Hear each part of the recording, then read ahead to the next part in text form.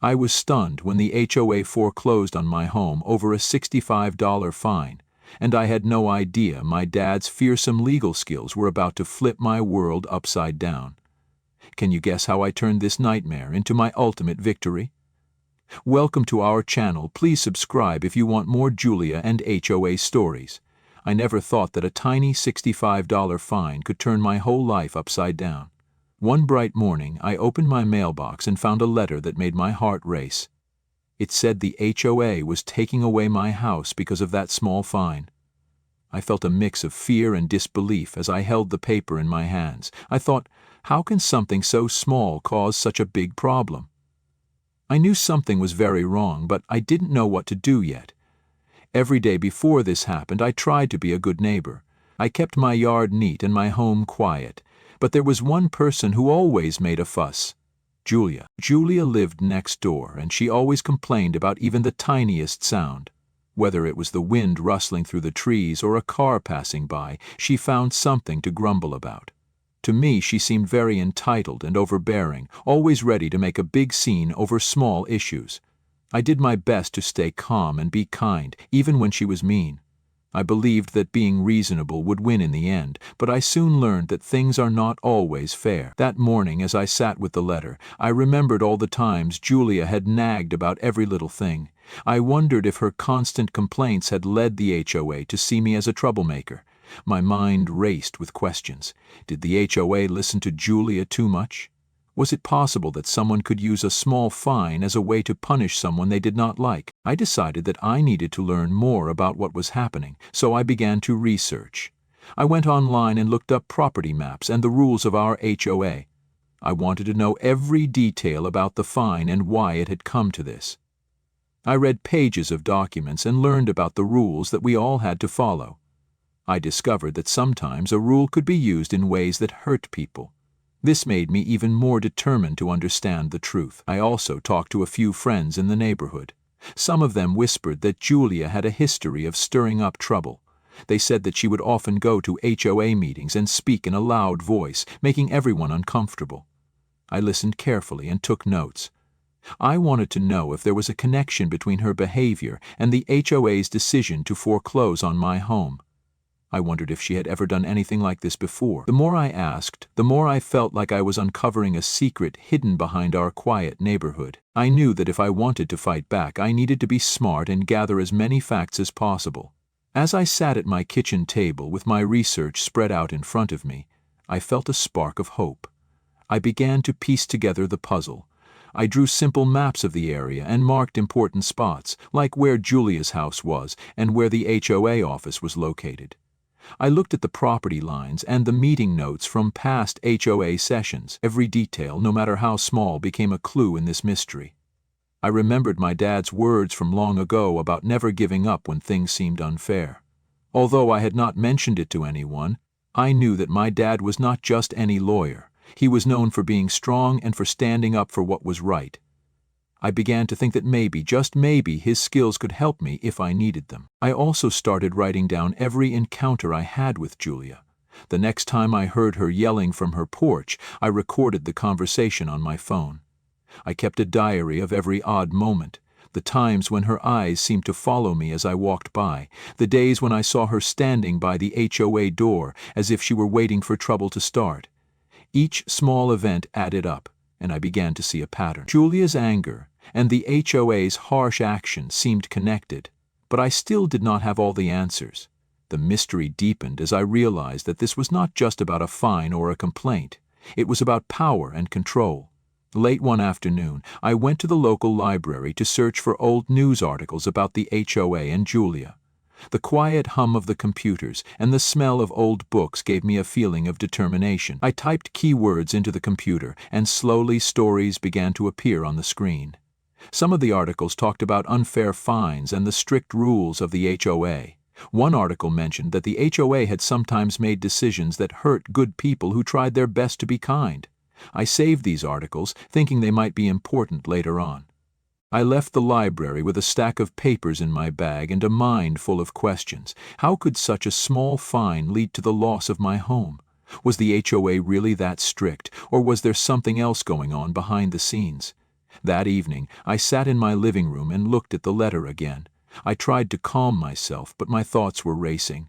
I thought about how I had always tried to do what was right, and how I had never meant to cause any trouble. The idea that my home could be taken away over something so small was hard to believe. I wondered if I would ever get a chance to tell my side of the story. As the sun set outside my window, I made a promise to myself.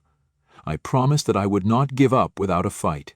I would use everything I had learned and every bit of research to stand up for myself. I would show that a tiny fine could not break my spirit. At that moment, I felt a mix of sadness and determination. I knew that the next steps I took would be very important. I planned to go to the next HOA meeting and ask tough questions. I thought about showing them the maps and documents I had collected. I also thought about reaching out to local news stations to share my story. I believed that if enough people knew the truth, maybe the HOA would have to listen. I felt like I was on the edge of a big change, but I still had many questions. How could I prove that I was treated unfairly? Would anyone believe me over someone as loud and angry as Julia? As I prepared for the night, my mind kept wandering back to the letter. I held on to a small hope that everything could be fixed if I just stood my ground and stayed calm. The idea of going to the HOA meeting filled me with nervous energy. I knew that if I presented my facts well, I might be able to stop this injustice. I practiced what I would say, carefully choosing my words so that even someone as simple as a fourth grader could understand. I wanted to be clear and honest. I promised myself that I would not let fear stop me from telling my story. The next day I woke up early and reviewed my notes again. I looked at the property maps and the articles from the library, feeling that every piece of information was a building block in my case. I wondered if I was ready to face the board and Julia together. Even though I felt small against the big system of the HOA, I believed that truth and kindness could win in the end. I packed my papers and prepared to head out, knowing that my life was about to change in ways I could not yet see. As I walked toward the HOA office later that day, I saw Julia standing by the door with a stern look. On her face, her eyes met mine, and I could feel the weight of her disapproval. I took a deep breath and tried to remember why I was there, to seek fairness and to protect my home. I knew that my research, my maps, and even my quiet determination were my weapons in this battle. I reminded myself that sometimes the smallest voices could echo the loudest when they spoke the truth. I stepped forward, my heart beating quickly, knowing that the journey ahead would be long and full of twists. I wondered if anyone could truly see the real story behind this small fine and the big problems it had caused. I left the HOA office that day with more questions than answers. The meeting was brief and confusing, and Julia's sharp remarks only made me more determined to fight for what was mine. I returned home, sitting quietly at my desk with all my collected notes spread out before me. The day had been hard, but it had also given me a clear purpose. I knew that I would keep digging, keep learning, and keep standing up for myself no matter what. And deep inside, I knew that this was only the beginning of a much bigger story, one that would soon reveal secrets I never imagined. Every small step I took that day, every question I asked, and every piece of paper I collected became part of a puzzle that I was determined to solve. I promised myself that I would not let anyone take away my home without a good fight. I also promised that I would not let Julia's angry voice and the strict rules of the HOA silence my own. The journey had just started, and I was ready to keep moving forward no matter how hard it became. I was shocked when the HOA said my home was in trouble over a $65 fine, and I knew things were only about to get more complicated.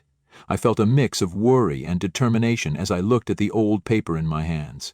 I remembered my dad's kind but strong voice telling me that every problem has a way out if we work hard and follow the rules. I also knew that Julia, my overbearing neighbor who always thought she was right, would not let this pass quietly. I began my search for answers by going to the town library.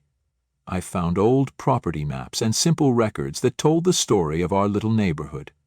I wrote down notes in my notebook with clear words and simple drawings. I wanted to know exactly how the rules worked and if the fine was fair.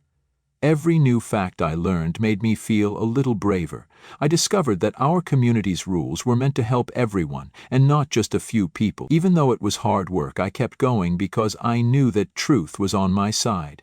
At home, my dad joined me in reading the documents. He explained the rules in a calm voice, making sure I understood every word. He told me that sometimes small mistakes, like an unpaid $55 fine, could be used in a big way by people who wanted control. I listened carefully as he explained how the law was meant to protect us all. My dad's clear and kind words filled me with hope. With his help, I sorted through the papers and made a strong list of facts that showed how the fine had grown into something unfair. I felt like I was building a solid case piece by piece, like putting together a simple puzzle. The next day, I planned to attend a meeting with the HOA board. I was nervous but excited because I knew that speaking up was the only way to fix the problem.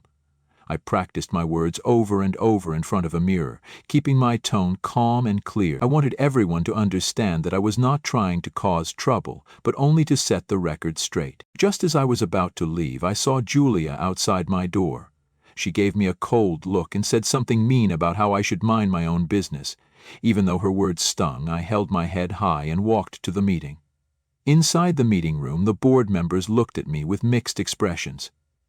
I began to share my story, explaining how a small fine had been turned into a big problem that risked taking away my home. I showed them the maps and the papers I had gathered. I spoke slowly and clearly so that everyone could understand. For a moment, the room was quiet, and I felt that maybe they understood. But then Julia burst into the conversation with a loud voice. She said that I had broken rules and that I was causing trouble for everyone. I took a deep breath and listened carefully. I knew that if I let anger take over, I would lose the chance to show the truth. After Julia finished, I calmly continued with my story. I explained what I had learned about the rules and how the fine did not match the serious punishment of foreclosure. I used the simple facts from my notebook to show that a small mistake had been blown out of proportion. The board members exchanged looks, and some even nodded slowly. I felt a spark of hope as I saw that my words were reaching them. After the meeting, I recorded the conversation on my phone. I knew that having a record would help me later if things got worse. Later that day, I shared a short video clip on social media, telling my story in clear, simple language. The clip quickly caught the attention of many neighbors, and soon messages of support started to roll in. People asked questions like, how could one small fine lead to so much trouble? And is it fair to treat someone this way? Their curiosity and concern gave me strength. I realized that our little community was beginning to stand up for what was right, even though Julia tried to make her voice louder. Days turned into weeks, and I continued to work on my case with my dad. We met with a few kind neighbors who had also faced problems with the HOA, and together we shared our stories. One friendly neighbor, Sam, even offered to help us print flyers. We made the flyers with big, clear letters and simple words so that everyone, even a fourth grader, could understand what was happening. The flyers explained the rules of our community and pointed out how one mistake had led to something unfair. It felt good to know that our work was starting to bring the truth to light. During this time, Julia's behavior grew more hostile. I received a few letters filled with angry words from her. I even saw her standing near my house, glaring with a scowl. It was clear that she felt her control slipping away and she was ready to fight back. Even though her letters were mean, I kept my calm and focused on the facts. I believed that truth would win over anger in the end. I remember one evening when I was going over my notes with my dad. The room was quiet, and the soft sound of the clock ticking filled the air. We talked about every piece of paper, every map, and every rule we had read. My dad pointed out a few mistakes in the HOA's record from long ago. He explained that sometimes even those in power can get things wrong. This made me think. If mistakes could happen to the people in charge, then maybe I could prove that the fine was a mistake too. It was a small idea, but it shone like a little light in a dark room. I felt a mix of emotions. I was proud of all the work I had done, but I also worried about what Julia might do next. I wondered if she would try something even harsher. I thought about the neighbors who had come forward with their stories, and I felt their courage in my heart. Every message of support reminded me that I was not alone. I was fighting not just for my home, but for the fairness of our whole community. One bright morning, I received a call from a local reporter who had seen my video online. The reporter wanted to meet me and ask a few questions about my story. My heart pounded with both excitement and nervousness. I knew that this was another chance to tell my side of the story to even more people. I agreed to the interview, and that day I explained my situation in simple, honest words. I talked about the fine, the foreclosure, and how I had used research and simple maps to show that something was not right. The reporter listened closely, and I could tell that she understood. I hoped that when her story was on TV, more people would see that one small mistake should not ruin a life. With every step I took, I felt like I was building a bridge between the truth and those who needed to hear it. I realized that even in hard times, when the odds seemed stacked against me, I could stand up with calm and clear words. I used my research, the maps, the records, and even the power of social media to fight back. I was not just a quiet person. I was someone who believed in fairness and was ready to show that even a small fine did not give someone the right to take away a home. As I sat at my desk that night, looking at the neat pile of notes and the printed flyers, I knew that our fight was far from over. I felt a strong desire to keep going, to learn more, and to prepare for the next challenge. I wondered what new twist would come next. Would Julia try another trick? Could the truth really change the minds of those in power? I knew that I had to stay ready, because the next steps might be even more surprising. I took a deep breath and looked out the window at the quiet street, where every neighbor seemed to have their own story. I promised myself that no matter what happened next, I would keep seeking the truth and standing up for what was right. My journey had taught me that even a small action could lead to big changes. As I turned off the light that night, I felt both the weight of responsibility and the lightness of hope, knowing that our next move could change everything. I stood in my living room, heart racing as I prepared for the biggest challenge yet. My home was on the line, and the HOA's unfair actions and Julia's constant bad behavior had pushed me to my limit. In the first few seconds of this fight, I knew I had to stay calm and smart. I had done my homework, researching property maps, gathering legal knowledge, and even talking to reporters. I was ready, and I wasn't going to let Julia or the HOA. My dad's legal advice had been my guiding light. Together we pored over old property maps and documents that showed my home was safe from any claims the HOA tried to make. Every piece of paper was a clue that proved I was right all along. I remember the day I found an old map at the local library that showed my property lines clearly. It was like finding a hidden treasure that supported my case. This discovery gave me the strength to move forward. I could see the truth shining through, and it made me even more determined. I went to a small meeting with the HOA board. The room was tense, and Julia sat at the front with a haughty look on her face. Even as she spoke in a loud, demanding tone, I listened carefully. I knew that every word she said was meant to unsettle me, but I stayed calm and collected. I took notes and used my research to ask clear, simple questions about the property maps and legal documents. The board members looked surprised when I pointed out the details that contradicted Julia's claims. I could tell that I had caught them off guard, and it made me feel even more confident. Then came the day when I invited a local reporter to see my documents and the property maps. I wanted to show everyone that I was not alone, and that my story was one of fairness and truth. The reporter listened carefully as I explained how the $55 fine had turned into a massive injustice. I kept my voice steady and kind, even when I described Julia's overbearing ways. Her entitlement had caused so much trouble for everyone, and it was clear that the HOA had let that get out of hand. The media coverage helped bring more attention to my case, and soon more neighbors started asking questions about the HOA's decisions. This was a small win that made me feel like I was not fighting alone. My dad and I worked late into the night, reviewing every detail of the legal documents. We built a simple plan that even a fourth grader could understand. The facts were on our side. Every piece of evidence we gathered was like a brick in a strong wall protecting my home. I remember feeling a mix of fear and hope as I looked at the papers. I knew that every step we took could change everything. The story of my struggle spread slowly through our community, and I started to see nods of agreement and whispers of support from my neighbors. On the day of the final decision, I walked into the courtroom with a calm heart and a clear mind. I explained my findings using the property maps, the legal research, and even quotes from the local news. I did not shout or show anger, only truth and reason. The judge listened to every word, and I could feel the weight of my hard work in every pause.